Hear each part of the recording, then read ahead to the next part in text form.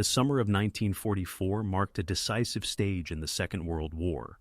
After years of German occupation across Western Europe, the long-anticipated Allied invasion had taken place on June 6th with Operation Overlord. The successful landings in Normandy established a bridgehead on French soil that the Allied powers, primarily the United States, the United Kingdom, and Canada, with contributions from other nations, sought to expand into a full liberation of France.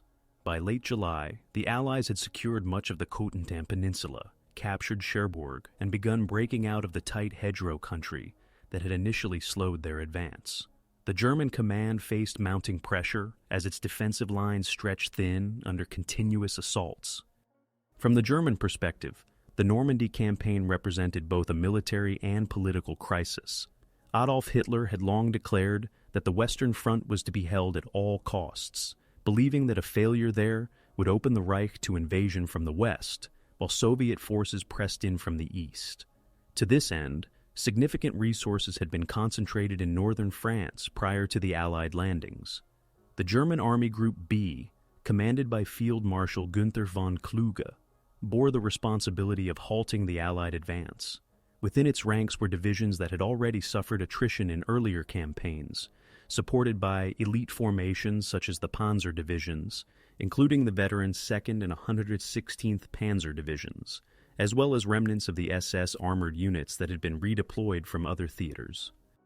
By late July, the situation had deteriorated further for Germany. Operation Cobra, launched on July 25th by the U.S. First Army under Lieutenant General Omar Bradley, had achieved a breakthrough south of St. Lo. With massive aerial bombardment preceding the infantry and armored push, the American forces punched through German defenses, creating openings that allowed mechanized units to drive into the interior of France. The German 7th Army and elements of the 5th Panzer Army found themselves under heavy strain, retreating and attempting to regroup while being pursued across difficult terrain. The speed of the American advance toward Avranches threatened to outflank German positions and compromise the entire defensive network in Normandy. On the Allied side, the breakout raised hopes for a rapid liberation of France. British and Canadian forces, though still engaged in grinding battles near Caen and Falaise, tied down large portions of German strength, enabling the Americans to exploit weaknesses further west and south.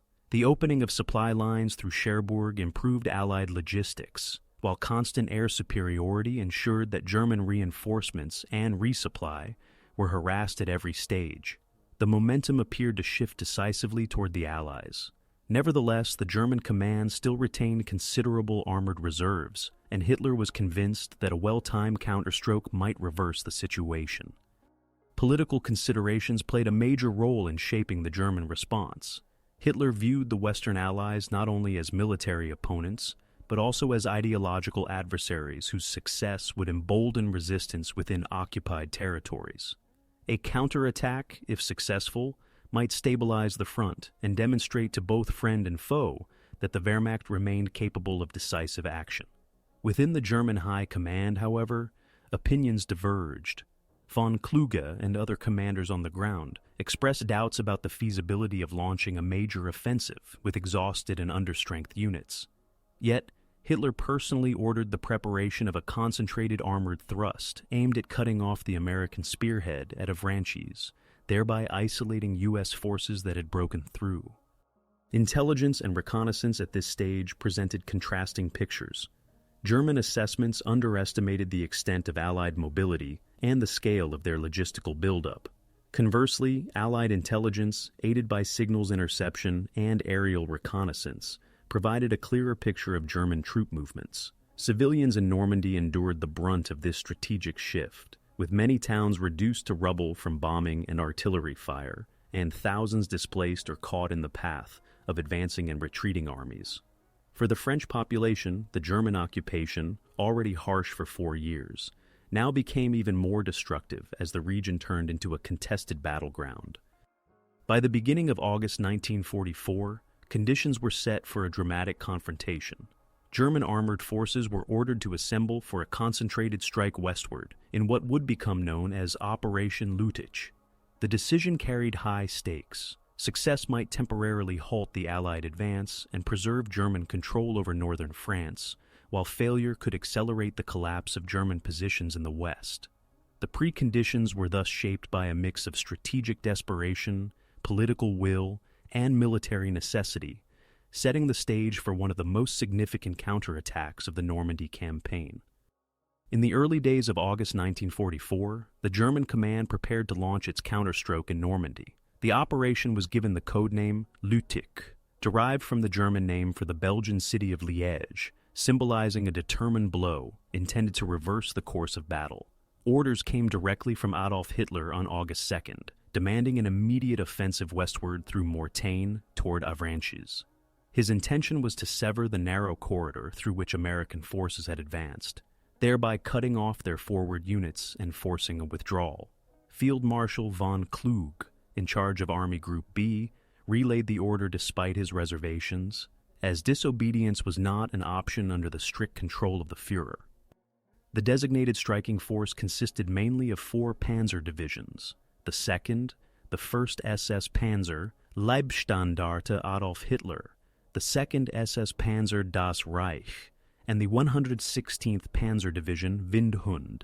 In addition, elements of the 17th SS Panzer Grenadier Division and supporting infantry units were included. Altogether, approximately 150 to 200 operational tanks, mostly Panzerwehrers, Panthers, and a few Tiger the Ver heavy tanks, were assembled for the thrust. These formations were far from fresh. They had already endured weeks of intense combat, aerial bombardments, and attrition. Nevertheless, the counterattack represented a concentration of Germany's remaining armored strength in Normandy, demonstrating the seriousness of Hitler's directive. Opposing them stood the American 7th Corps, commanded by Major General J. Lawton Collins, holding positions around Mortagne and protecting the routes leading to Avranches. The American advance had been rapid following the success of Operation Cobra, and Collins' forces were still consolidating when the German orders reached the field. U.S. divisions in the sector included the 30th Infantry Division, the 4th Infantry Division, and supporting armored units. At the same time, the U.S. 99th Tactical Air Command, part of the 9th Air Force, maintained continuous reconnaissance and close air support readiness, prepared to respond quickly to any German movements. On the night of August 6th to 7th, the German armored columns began their approach. Moving under cover of darkness to avoid Allied airstrikes, they advanced toward Mortagne from multiple assembly areas. The terrain of the region played an important role in shaping the attack. Mortagne sat at the edge of the rugged terrain of the Norman Bocage and the more open ground toward Avranches. Controlling the high ground, especially Hill 317 near Mortagne, offered a commanding view over the routes the Germans needed to use. This feature would soon prove decisive in the unfolding battle. At dawn on August 7th, the counterattack began. German panzer formations struck with intensity, pushing into the American lines and seizing portions of Mortagne itself. Elements of the 2nd Panzer Division and 1st SS Panzer Division led the assault, achieving initial gains and causing temporary disruption among the defending units. American infantrymen in Mortagne were forced to retreat to defensive positions, while armored clashes erupted in nearby villages and along narrow roads. For a brief moment, the Germans seemed to have regained momentum, driving several kilometers westward in the direction of Avranches. The American response was swift. Communications between frontline units and Corps command allowed rapid calls for air support. By midday, the skies over Mortagne filled with P-47 Thunderbolts of the 99th Tactical Air Command, conducting repeated strafing and bombing runs against the advancing German armor. Fuel convoys and tank columns caught in the open were heavily targeted. The combination of American defensive resilience on the ground and overwhelming Allied air presence quickly began to blunt the German thrust. Reports from U.S. units indicated that many German tanks were immobilized or destroyed before they could advance far beyond Mortagne. For civilians in the region, the sudden eruption of heavy fighting was catastrophic. Mortagne and surrounding villages became battlefields, with artillery and aerial bombardments devastating homes and farms. Civilians fled where possible, though many remained trapped in cellars or countryside shelters as both armies contested the town. For those who had endured 4 years of occupation, the arrival of Allied forces had promised liberation, yet the counterattack brought destruction and renewed uncertainty. The German High Command hoped the attack would achieve a decisive cut through to Avranches, but the opening phase demonstrated both the determination of the defenders and the risks of launching an offensive under Allied air superiority. The initial shock and territorial gains gave way within hours to stiff resistance and mounting German losses. What began as a bold counterstroke was already showing signs of faltering, even before the larger dimensions of the campaign became clear. The planning and objectives behind Operation Lüttich reveal the stark contrast between strategic intent and operational reality. Adolf Hitler conceived the counterattack as a decisive blow that could shift the balance of the Normandy campaign. His order was explicit. The German armored forces were to break through at Mortagne, drive westward to Avranches, and sever the supply and communication lifelines of the U.S. First Army. If successful, the American spearhead south of Avranches would be encircled and destroyed, forcing the Allies to halt their advance into Brittany, and perhaps even reconsider their entire operational posture in France. Hitler imagined a dramatic reversal of fortunes, similar in concept to earlier German victories that had relied on sudden armored thrusts to destabilize larger enemy forces. For the German High Command on the ground, however, the situation appeared far less promising.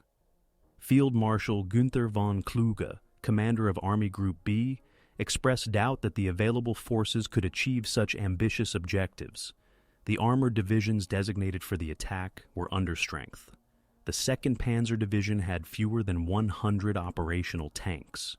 The 116th Panzer Division, though better equipped, had already endured attrition in earlier battles.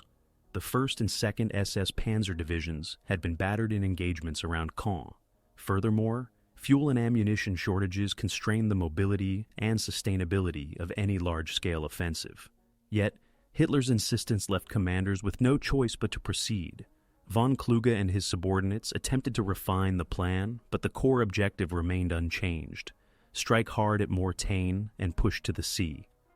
Logistics played a central role in shaping both the prospects and limitations of the operation. German supply lines were under continuous attack by Allied fighter bombers. Road convoys moving by day risked immediate destruction, while night movements slowed the pace of concentration and created delays. The number of available fuel trucks was limited, and much of the armored force had to ration fuel even before the attack began. Maintenance crews struggled to keep vehicles operational under difficult conditions, with spare parts in short supply. In contrast, the Allies benefited from secure supply bases at Cherbourg and beachheads, supplemented by a growing logistical system that could move fuel, ammunition, and reinforcements to the front with increasing efficiency. The disparity in supply capacity was a critical factor that would influence the outcome of Lüttich. Doctrinal differences also shaped the planning process. German operational thinking still rested on the principle of concentrated armored thrusts, designed to achieve breakthroughs and encirclements. This doctrine had achieved remarkable success in 1940 and in the early stages of the Eastern Front.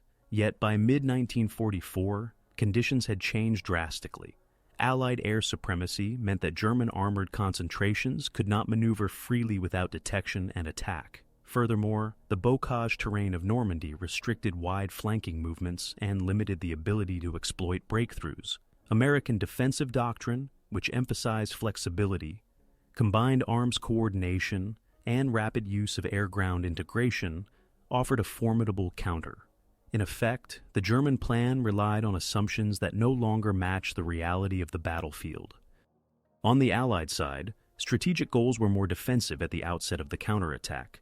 The U.S. command understood that their forces were in a vulnerable transitional phase, shifting from breakout to exploitation. Protecting Avranches was critical, as it represented the gateway to Brittany and the potential to expand operations deeper into France. The defense of the sector was entrusted to 7th Corps, supported by rapid reinforcement and air cover. Allied planners anticipated that the Germans might attempt a counterattack, but underestimated the scale of the armored concentration. Once the offensive began, Allied doctrine called for immediate reliance on tactical air power to disrupt and destroy the advancing enemy before it could achieve momentum. Propaganda also played a role in framing the operation. German propaganda presented Lüttich as an opportunity for the Wehrmacht to deliver a crushing blow against the invaders, restoring morale among both troops and the German population. For soldiers at the front, the counterattack was presented as a chance to prove that defeat was not inevitable. Allied propaganda, conversely, highlighted the resilience of American forces at Mortain and the effectiveness of air power in halting the offensive. Reports circulated of German columns being annihilated by thunderbolts, reinforcing the image of Allied superiority. These narratives influenced not only morale, but also the interpretation of events by civilians caught in the war zone. In summary, the planning of Operation Lüttich reflected a clash between strategic ambition and operational limitation. Hitler envisioned a decisive counterstroke that could reshape the campaign, while his commanders doubted the feasibility of such goals with depleted resources. The logistical and doctrinal disadvantages under which the German forces operated, combined with Allied strengths in supply and air power, meant that the operation began with inherent weaknesses.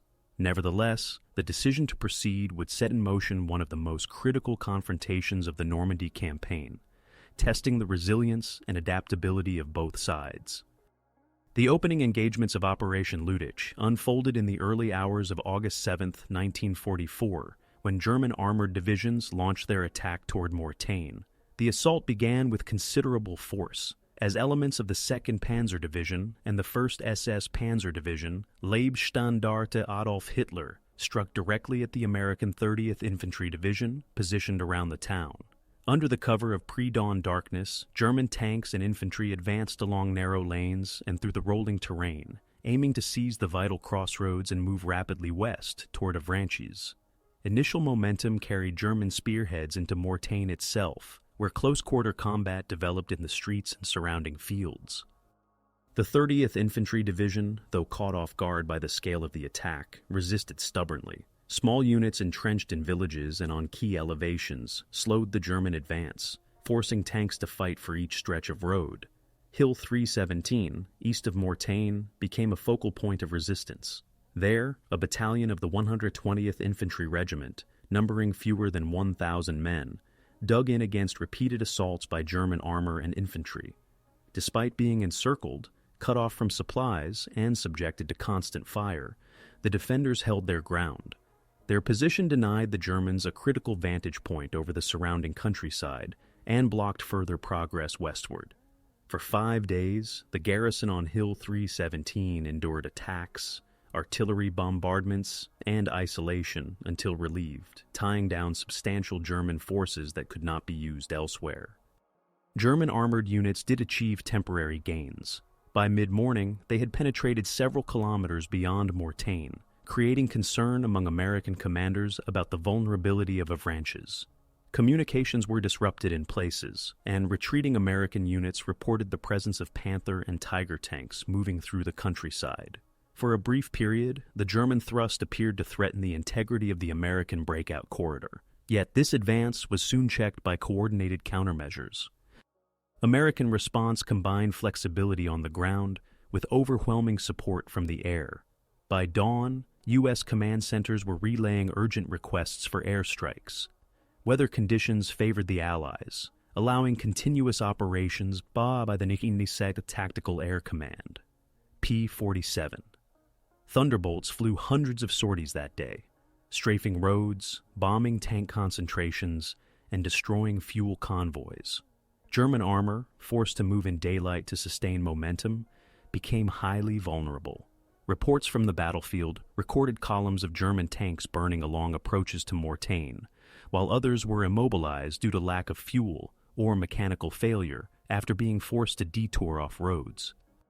The engagements around Mortain highlighted the interplay of terrain and firepower. The bocage still provided cover for infantry, enabling German troops to infiltrate close to American positions. Yet, the need to mass tanks along predictable routes exposed them to concentrated artillery and air attacks. American artillery, pre-sighted on likely avenues of approach, delivered heavy barrages that slowed the German tempo. Defensive strongpoints in villages such as San Barthélemy created further delays.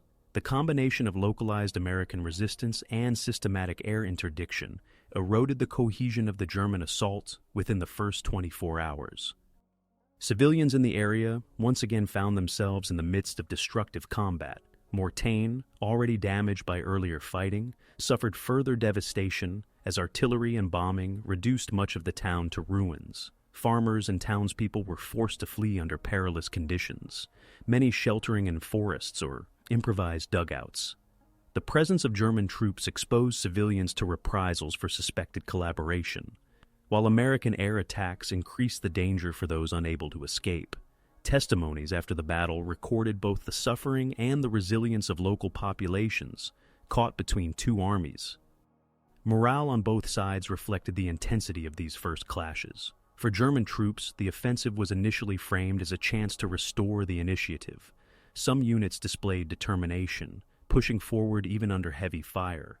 Yet the quick arrival of Allied air power and the stubborn American defense dampened hopes for a breakthrough. For U.S. soldiers, the sudden onslaught caused shock and heavy casualties, but the defense of Hill 317 and the rapid integration of artillery and air support fostered a sense of confidence that the counterattack could be contained. By the end of the first day, the German offensive had lost much of its momentum. Although Mortain remained contested and some ground westward had been gained, the objectives set by Hitler to reach Avranches and sever the American corridor were far from being achieved. Instead, the Germans had committed their armored reserves into a narrow salient under constant Allied observation and bombardment. The first engagements revealed both the tactical skill and bravery on the ground and the strategic imbalance that shaped the course of Operation Lüttich. What had begun with dramatic attacks at dawn was already giving way to a protracted struggle in which the limitations of German strength would become increasingly apparent. As the battle for Mortain extended beyond its opening engagements, the German counteroffensive entered a phase of escalation marked by both reinforcement and mounting crisis. On August 8th and 9th, 1944, German High Command pressed forward with renewed attempts to break through toward Avranches. Hitler, receiving reports of limited gains around Mortain, ordered additional attacks despite mounting losses. His insistence reflected not only a desire to achieve tactical results, but also a broader determination to demonstrate that the Wehrmacht retained the capacity for decisive action. Field Marshal von Kluge relayed these orders under growing pressure, though his own assessments pointed to diminishing prospects of success. German reinforcements included elements of the 2nd SS Panzer Division Das Reich and the 116th Panzer Division, which attempted to exploit openings along the American lines. Yet the logistical situation remained critical. Fuel shortages constrained the movement of armored units, forcing some tanks to be abandoned after running dry. Ammunition supplies were similarly limited, reducing the intensity of artillery and tank fire that could be sustained during attacks. Allied air interdiction further exacerbated these shortages. Bridges, road junctions, and supply columns were targeted continuously by fighter bombers, making it hazardous to deliver reinforcements to the front. German units advancing by night to evade detection often arrived fatigued and disorganized, unable to maintain the tempo required for a breakthrough. On the ground, American units faced constant pressure but adapted effectively. The 30th Infantry Division, supported by the 4th Infantry Division and elements of the 35th Infantry Division, held defensive positions reinforced by artillery. The defense of Hill 317 continued to serve as a linchpin, denying the Germans observation over key routes.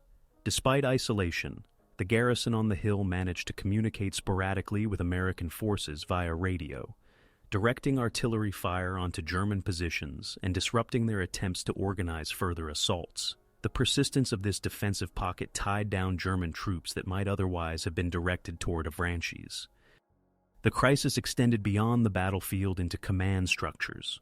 Von Kluge's reports to Berlin attempted to convey the difficulties his forces faced, but Hitler's directives remained uncompromising. The Führer dismissed suggestions of withdrawal or reorientation, insisting that the counteroffensive continue until its objectives were met. This created tension between frontline commanders who witnessed the attrition of their formations and higher command, which demanded results regardless of conditions. The rigid command structure prevented flexibility, locking German forces into a costly and ultimately unsustainable offensive. Political and international dimensions added to the pressures surrounding the operation. The Allied High Command, informed through ultra-intercepts and reconnaissance, quickly recognized the scale of the German counterattack. Rather than viewing it as a dangerous threat, Generals Eisenhower, Bradley, and Montgomery saw it as an opportunity. If the Germans concentrated their remaining armored strength in a narrow thrust, they would expose themselves to envelopment. Thus, while U.S. forces at Mortain fought to hold their ground, British and Canadian armies to the north intensified their offensives toward Falaise, aiming to fix German units in place and set conditions for a larger encirclement. The German counterattack, conceived as a means to regain the initiative, risked becoming the trigger for a broader collapse. The civilian population endured heightened suffering during this escalation. The constant movement of troops through towns and villages brought destruction from artillery and airstrikes. Many inhabitants were forced into displacement, with farms burned, livestock lost, and infrastructure destroyed. For local communities, survival became a daily struggle as front lines shifted repeatedly across their homes. Relief came only in limited form, as Allied advances remained contested and German control persisted in pockets. The cumulative toll of weeks of fighting left Normandy scarred in ways that would shape its post-war recovery for years. Morale diverged significantly between the two sides during this phase. German troops, many of them veterans of earlier campaigns, fought with determination, but increasingly recognized the futility of their mission. Reports of units withdrawing without orders or abandoning equipment highlight the strain imposed by continuous losses and lack of supplies. Conversely, American soldiers, though under severe pressure, drew confidence from the constant presence of Allied aircraft and artillery support. The ability to repel repeated attacks reinforced their belief that the German counteroffensive could be contained and ultimately defeated. By August 9th, the escalation of Operation Lüttich had reached its limits. German attacks continued but with diminishing effectiveness, as each new thrust was met by concentrated artillery barrages and relentless airstrikes. The promise of cutting off the American breakout had given way to a grinding battle of attrition, in which German forces sacrificed their armored reserves for little gain. The crisis that emerged from this escalation would not only determine the outcome at Mortain, but also shape the broader trajectory of the Normandy campaign, setting the stage for the decisive confrontations still to come. By August 10th and 11th, 1944, Operation Lüttich reached the height of its intensity.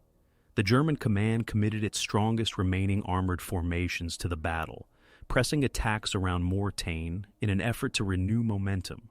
The 2nd Panzer Division, supported by elements of the 1st SS Panzer Division and the 2nd SS Panzer Das Reich, attempted coordinated thrusts toward Avranches. Their goal remained unchanged: sever the American breakout corridor and isolate U.S. forces advancing into Brittany. Yet this peak phase of the campaign demonstrated not only the bravery of the soldiers engaged, but also the strategic imbalance that defined the Normandy battlefield. On the German side, approximately 150 operational tanks and assault guns were concentrated in the salient, supplemented by several thousand infantry. Despite their reduced strength, these units represented the last major armored reserves available to Army Group B in Normandy. The attacks were launched across a front, characterized by difficult bocage terrain, which limited maneuver and funneled armored columns into predictable avenues. American forces had anticipated these moves, reinforcing key defensive positions with artillery, tank destroyers, and infantry strongpoints. The high ground at Hill 317 continued to deny the Germans freedom of observation, and attempts to capture it led to costly engagements without decisive results. The largest clashes occurred in and around Mortain itself. German Panthers and Panzer IVs pushed into the town on multiple occasions, supported by infantry in close combat. The 30th Infantry Division, with attached engineers and tank destroyers, responded with coordinated defensive fire. Road junctions were heavily contested, with tanks destroyed at short range by bazookas, anti-tank guns, and artillery. Several villages, including San Barthélemy and Romagny, became battlegrounds where control shifted repeatedly during the course of the fighting. The intensity of these engagements was marked by high losses on both sides, with German armored columns often reduced to wrecks under combined arms countermeasures. Air power, however, defined the peak of Operation Lüttich more than any other factor. From August 7th through 12th, Allied tactical air forces conducted nearly 4,000 sorties in the Mortagne sector.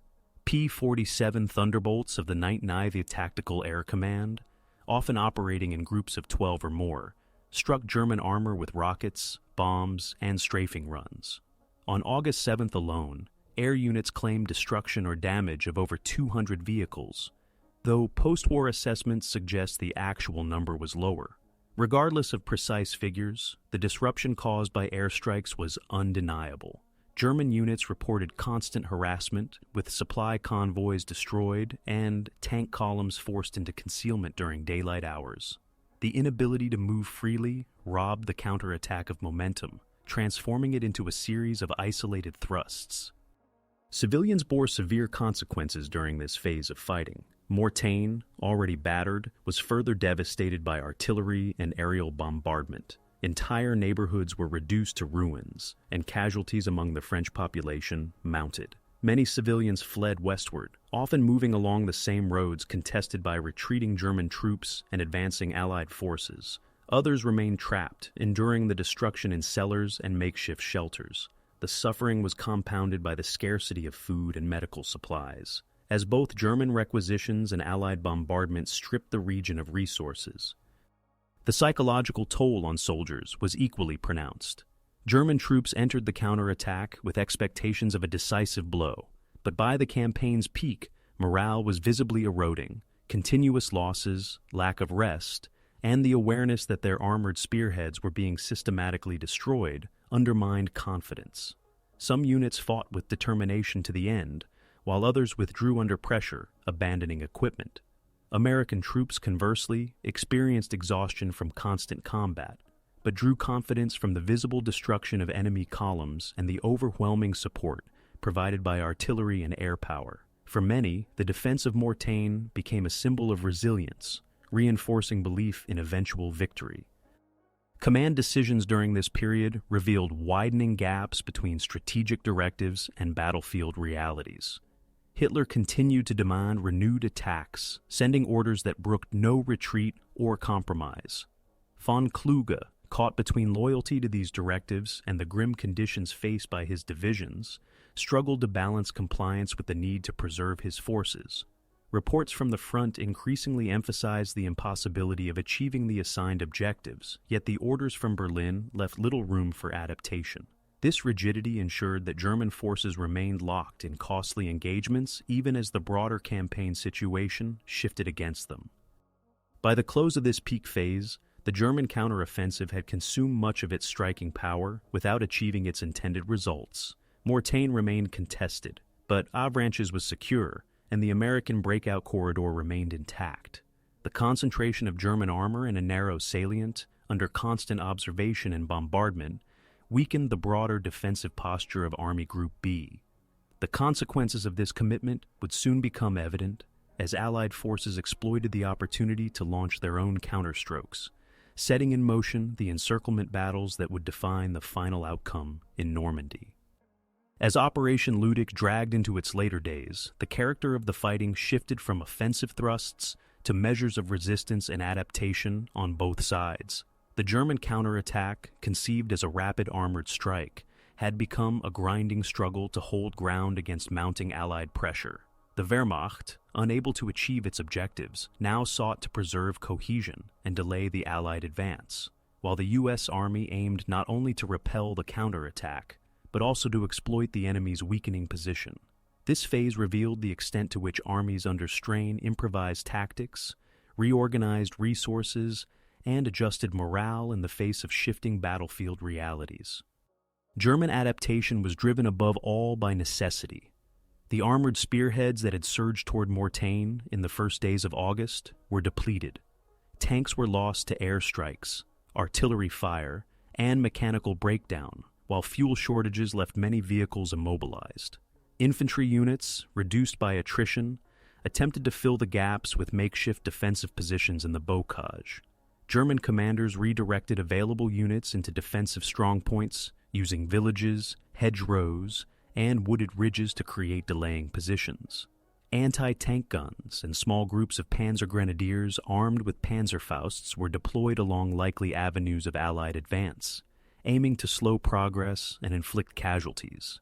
These measures bought time, but lacked the strength to alter the overall course of battle. The Americans, for their part, adapted by integrating combined arms more effectively. After the initial shock of the German thrust, U.S. infantry divisions adjusted their defensive lines, anchoring on terrain features that provided natural advantages. Artillery played a central role. Battalions coordinated rapid-fire missions based on calls from forward observers, and even the encircled defenders on Hill 317.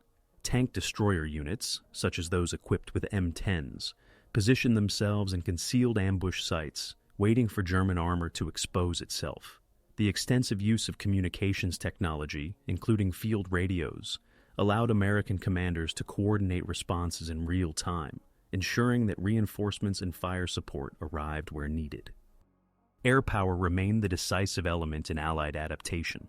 By now, coordination between ground units and the 19th Tactical Air Command was highly refined. Forward air controllers marked targets for P-47 Thunderbolts, ensuring precision attacks on German columns.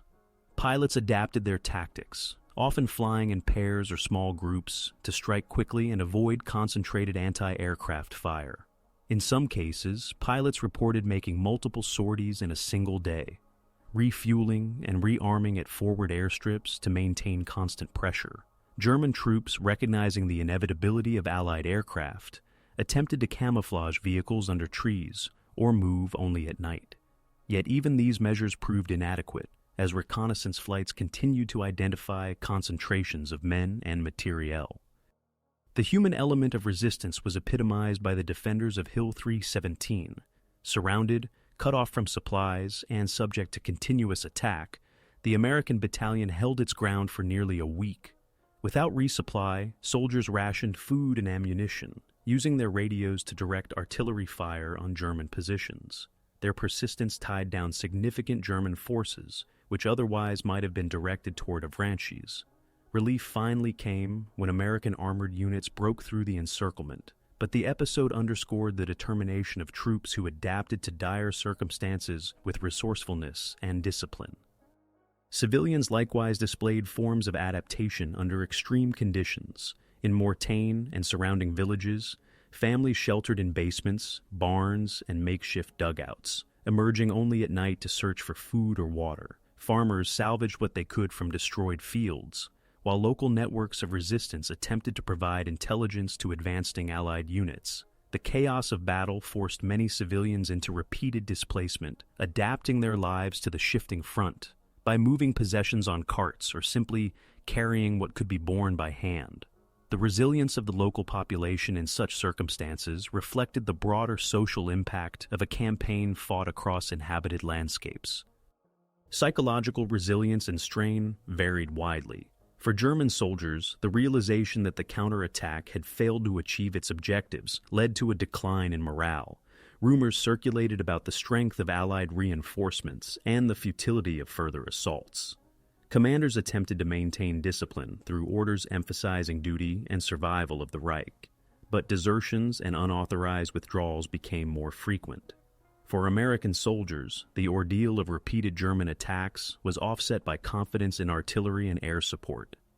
Units that had endured heavy fighting at Mortain began to view themselves as proven formations, capable of withstanding even the concentrated might of German panzer divisions. At the command level, adaptation meant rethinking objectives. While Hitler continued to demand further assaults, von Kluge and his subordinates shifted their focus toward preserving what remained of their forces.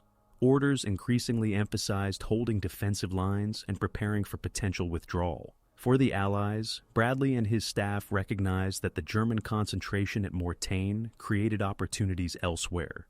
The Canadian and British offensives pressing toward Falaise threatened to encircle large portions of German Army Group B.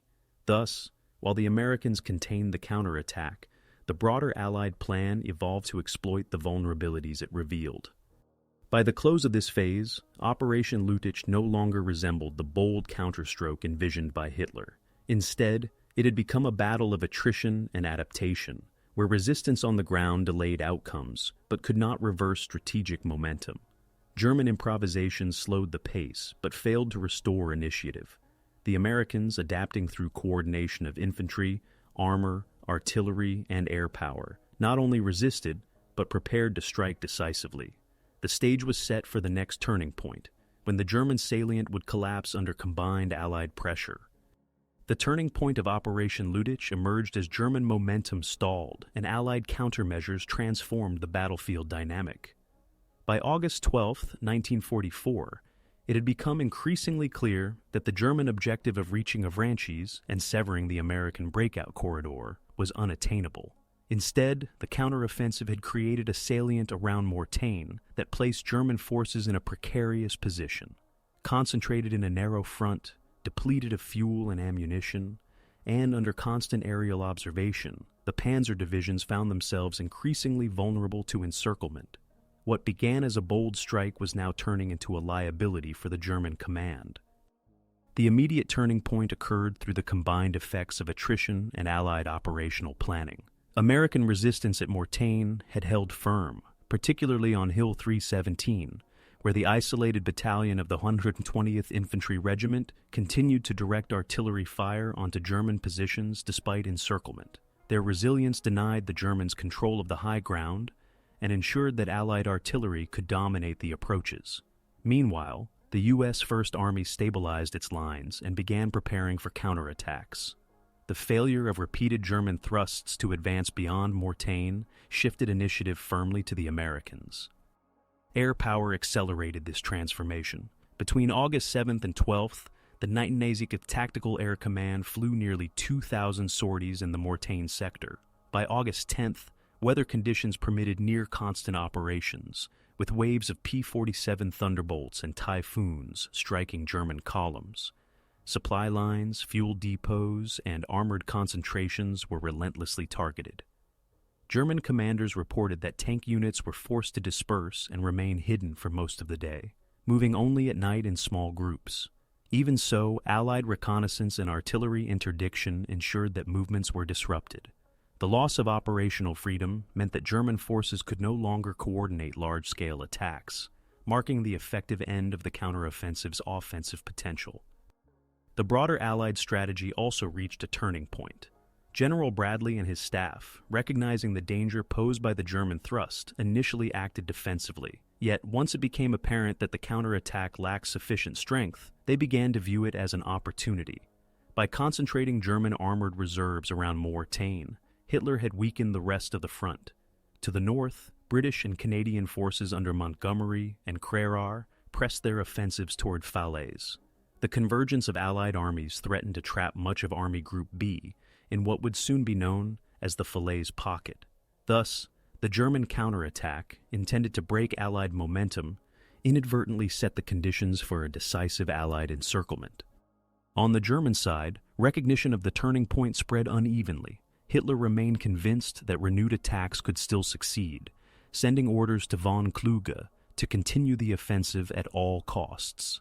Von Kluge, however, faced deteriorating realities. His divisions had suffered heavy losses. The 2nd Panzer Division was down to fewer than 40 operational tanks. The 116th Panzer reported similar reductions. Infantry formations were exhausted, and ammunition shortages limited their ability to sustain pressure. Communications were disrupted, and coordination between divisions broke down under Allied bombardment. Field commanders increasingly reported that their forces were incapable of further offensive action, urging withdrawal to preserve what remained. Yet Hitler's refusal to authorize retreat meant that German units remained trapped in a deteriorating situation. For the American soldiers on the ground, the turning point was experienced as a shift in tempo. After days of desperate defense, they now moved to counterattack. Reinforced by armor and artillery, U.S. units began to push back into contested villages, reclaiming ground lost in the initial German thrust. Patrols reported growing evidence of German disorganization. Abandoned vehicles, destroyed tanks left by the roadside, and prisoners captured in small groups. Morale among U.S. troops rose as they recognized that the counterattack had been blunted and that they were now in control of the battlefield. This psychological shift from defense to offense marked a crucial transition in the campaign. Civilians also experienced the turning point in tangible ways. As German units pulled back from some positions, inhabitants cautiously emerged from shelters. Yet devastation surrounded them. Farms destroyed, livestock lost, and villages reduced to rubble. Many townspeople described the surreal contrast between the departure of German troops and the immediate arrival of Allied patrols, often within hours. Liberation, however, brought little immediate relief, as food shortages and destruction left daily survival uncertain. For those who had endured years of occupation, the collapse of German authority in Normandy marked both an end to oppression and the beginning of a new set of hardships. By mid-August, Operation Lüttich no longer represented a threat to the Allied breakout, but rather a symptom of German strategic overreach. The counteroffensive had consumed the Wehrmacht's remaining armored reserves in Normandy, without achieving its goals. In doing so, it exposed Army Group B to the risk of encirclement and collapse. The turning point was thus both tactical and strategic. Tactically, the German thrust at Mortain was halted and reversed. Strategically, the concentration of German armor in a failed offensive opened the path for the Allies to encircle and destroy a large portion of German forces in France. What followed would determine not only the fate of Mortain, but the entire German position in the West. By mid-August 1944, the German counteroffensive at Mortain had run its course. What had begun as Operation Lüttich, a thrust designed to sever the American breakout, was now reduced to isolated engagements and defensive holding actions. The German divisions, having committed their armored strength in repeated assaults, found themselves depleted and vulnerable. The American forces, having contained the counterattack, transitioned from defense to active pursuit, setting the stage for the broader collapse of German positions in Normandy. This phase marked the aftermath of combat operations, characterized by retreat, attrition, and humanitarian consequences. On the battlefield itself, German units attempted to extricate themselves from untenable positions. The 2nd Panzer Division, which had spearheaded the attack, withdrew with fewer than 40 tanks remaining. The 1st and 2nd SS Panzer Divisions, likewise heavily reduced, fell back toward the east, leaving behind wrecked vehicles and large numbers of wounded. The 116th Panzer Division, committed late in the operation, managed only limited rearguard actions before retreating. Altogether, German losses included more than 150 tanks destroyed or abandoned in the Mortain sector, alongside thousands of casualties. The retreat did not occur in orderly fashion. Units often fragmented under Allied pressure, with groups of soldiers captured while attempting to disengage. For the U.S. forces, the aftermath of Lüttich was experienced as both consolidation and preparation for the next stage of the campaign. The 7th Corps resecured Mortain and surrounding villages, clearing remaining pockets of resistance. The relief of the 120th Infantry Regiment on Hill 317 symbolized the conclusion of the battle, as survivors emerged after days of isolation and constant fire. American engineers and medical units followed closely behind, repairing roads, treating the wounded, and evacuating civilians. The destruction across the landscape was evident. Burned-out tanks lined the roads, artillery craters scarred fields, and shattered buildings marked the course of fighting. The German withdrawal coincided with the unfolding of a larger crisis, the encirclement at Falaise. As Hitler insisted on renewed efforts in Normandy, his forces remained concentrated in exposed positions. Allied offensives from the north and south closed around the German 7th Army and 5th Panzer Army. The failure of Lüttich deprived the Germans of their last opportunity to restore initiative, leaving them unable to prevent the Allied pincers from converging. Mortain thus became the prelude to the encirclement that would trap tens of thousands of German troops in the Falaise pocket, leading to catastrophic losses for Army Group B. The immediate civilian consequences of the battle were severe. Mortain, once a small market town, was left almost entirely in ruins. Homes, churches, and businesses had been destroyed by artillery and aerial bombardment. Many inhabitants returned to find their property reduced to rubble. Agricultural land was scarred by tank tracks, shell holes, and unexploded ordnance, rendering harvests impossible in the short term. For the local population, the end of fighting brought liberation, but also immense hardship. Humanitarian aid was limited, and recovery depended largely on improvised assistance from neighbors and Allied relief organizations. Prisoners of war and displaced persons added to the complexity of the aftermath. Thousands of German soldiers were taken into captivity in the Mortagne sector, many of them disheartened and exhausted. Columns of prisoners marched westward under American guard, their weapons and equipment abandoned on the battlefield. For Allied commanders, the capture of so many enemy troops reduced the immediate threat in the region, but created logistical challenges in processing, housing, and transporting prisoners. Simultaneously, French civilians displaced by the fighting began returning to their towns, often encountering Allied supply convoys on the same roads that had, only days earlier, carried German armor. Command changes highlighted the disarray of the German side. Field Marshal von Kluge, under suspicion from Hitler and overwhelmed by the scale of the collapse, would soon be replaced by Field Marshal Walter Model. The failure at Mortagne not only weakened the German military posture, but also undermined the credibility of its leadership. Reports sent to Berlin attempted to frame the outcome as a temporary setback. Yet the scale of losses and the retreat eastward made it clear that the counteroffensive had ended in failure. For German soldiers, the withdrawal symbolized the irreversible shift of momentum in the West. For the Allies, the immediate consequences were more favorable.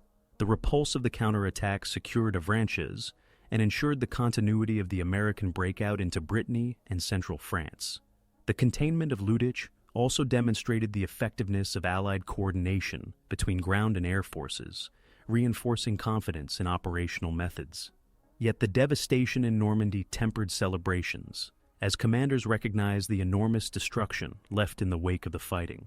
The next challenge would be to capitalize on German weakness by completing the encirclement at Falaise and pushing beyond the Seine. The aftermath of Operation Lüttich thus represented both an end and a beginning. The counterattack, which had aimed to halt the Allied advance, had instead consumed Germany's remaining armored reserves and opened the way to encirclement. For civilians, it left behind shattered towns and livelihoods, demanding long years of reconstruction. For soldiers, it reinforced the sense that the balance of power in the West had shifted decisively.